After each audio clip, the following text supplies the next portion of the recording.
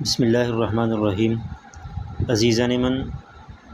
آج ہم نعت کے تیسرے شعر کی تشریح پڑھنے جا رہے ہیں۔ شاعر کہتا ہے، جب ان کا ذکر ہو دنیا سراپا گوش ہو جائے، جب ان کا نام آئے مرحبا صلی اعلیٰ کہی۔ سراپا گوش کا مطلب ہے کہ سر سے لے کر پاؤں تک متوجہ ہو جانا، یعنی پورے غور انہماک اور توجہ سے کسی کی گفتگو اور کسی کے تذکرے کو سننا، اس کو کہتے ہیں سراپا گوش۔ اور مرحبا کا معنی خوشی سے، دل لگی سے، محبت سے، اور صلی اعلیٰ کا معنی ان پر درود پڑھیے۔ شعر اتنا مشکل نہیں ہے، آسان شعر ہے۔ شاعر اصل میں نبی کریم صلی اللہ علیہ وآلہ وسلم کی مدحت اور ان کی تعریف و توصیف بیان کرتے ہوئے کہتا ہے کہ اللہ تبارک و تعالیٰ نے قرآن مجید میں ارشاد فرمایا، وَرَفَعْنَا لَكَ ذِكْرَكَ، اے میرے پیغمبر، ہم نے آپ کے ذکر کو بلند کر دیا اور آپ کی ذات کو بھی بلند کر دیا۔ آپ کا ذکر، جہاں ہمارا ذکر ہوگا وہاں آپ کا بھی ذکر ہوگا۔ آپ کا ذکر انبیاء کی گفتگو میں بھی تھا، اولیاء اللہ کی گفتگو میں بھی تھا، صحابہ تابعین اور تبع تابعین کے طرز عمل میں بھی آپ کا ذکر تھا، اور ایک عام دنیا دار اور گناہ گار کی گفتگو اور اس کی بات چیت میں بھی آپ کا ہی ذکر ہوگا۔ اور جب بھی کہیں بھی کسی بھی محفل اور مجلس میں، کسی پروگرام میں، کسی سیمینار میں آپ صلی اللہ علیہ وسلم کی سیرت، آپ کا کردار، آپ کے افکار، آپ کے اعمال، آپ کی سنت، آپ کی حدیث اور آپ کی زندگی پر جب کبھی بھی کہیں بھی گفتگو ہوگی، لوگ ہمہ تن گوش ہو کر پوری توجہ سے اور پورے انہماک سے آپ کی گفتگو کو سنیں گے، سمجھیں گے،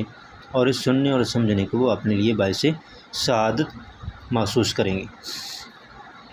اور شاعر اگلے مصرعے میں کہتا ہے کہ جب آپ کا نام نامی اسم گرامی آئے تو ہم پر لازم ہے کہ ہم خوشی اور محبت کے ساتھ نبی کریم صلی اللہ علیہ وآلہ وسلم کی ذات اقدس پر درود و سلام بھیجیں۔ یہ دراصل شاعر اس حدیث کی طرف اشارہ کر رہا ہے جس میں نبی کریم صلی اللہ علیہ وآلہ وسلم نے امت مسلمہ کو یہ بات بتائی ہے کہ جب بھی میرا نام نامی اسم گرامی آئے تو آپ پر لازم ہے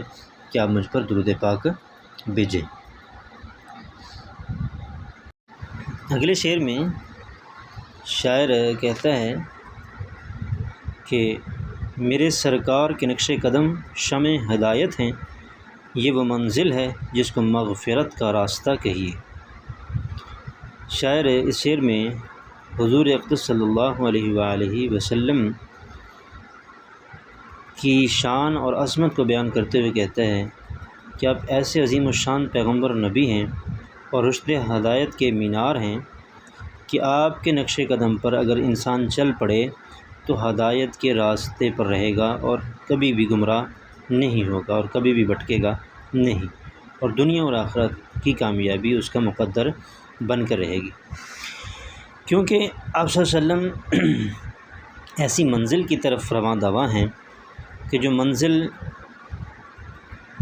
کامیابی کی منزل ہے، اور اس منزل کی طرف رواں دواں جتنے بھی لوگ ہوں گے وہ سارے کے سارے کامیابی اور کامرانی سے ہمکنار ہوں گے، کیونکہ اللہ تبارک و تعالیٰ آپ صلی اللہ علیہ وسلم کے نقش قدم پر چلنے والوں کے لیے مغفرت اور بخشش کا اعلان کرتا ہے، اور ان کے لیے جنت اور جنت الفردوس کا اعلان کرتا ہے کہ جو نبی کریم صلی اللہ علیہ وسلم کی پیروی کرے گا، ان کی اتباع کرے گا، ان کی اطاعت اور فرمانبرداری میں اپنی زندگی بسر کرے گا، اس کے لیے بخشش کا اعلان ہے اور اس کے لیے جنت الفردوس کا اعلان ہے۔ اگلے شعر میں شاعر کہہ رہا ہے کہ محمد صلی اللہ علیہ وآلہ وسلم کی نبوت دائرہ ہے نور وحدت کا، اسی کو ابتدا کہیے، اسی کو انتہا کہیے۔ یعنی شاعر اس شعر میں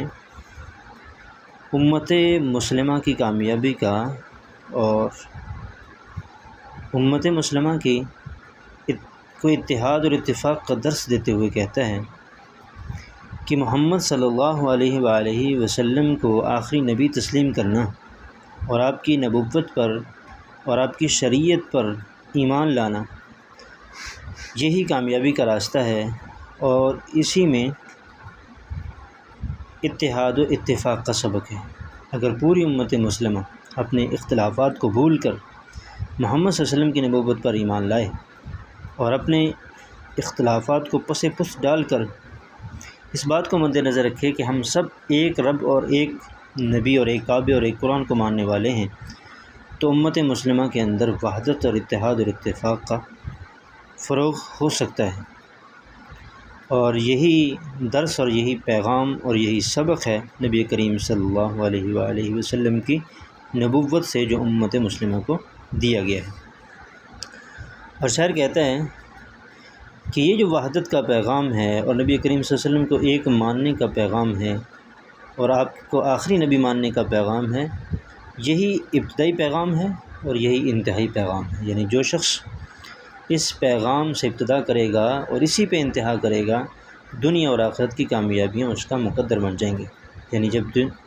اس نے ہوش سنبھالا تو محمد صلی اللہ علیہ وسلم کو آخری نبی مانا، ان پر ایمان لایا اور پوری زندگی آپ کی تعلیمات پر عمل پیرا رہا۔ پھر اس کے بعد جب اس دنیا سے گیا تو اس کا یہی ایمان اور یہی عقیدہ اور یہی نظریہ تھا کہ آپ صلی اللہ علیہ وسلم آخری نبی ہیں، آپ کے بعد کوئی نبی نہیں، لا نبی بعدی، تو وہ دنیا میں کامیاب، آخرت میں کامیاب، برزخ میں کامیاب اور جنت الفردوس کا مہمان بن جائے گا۔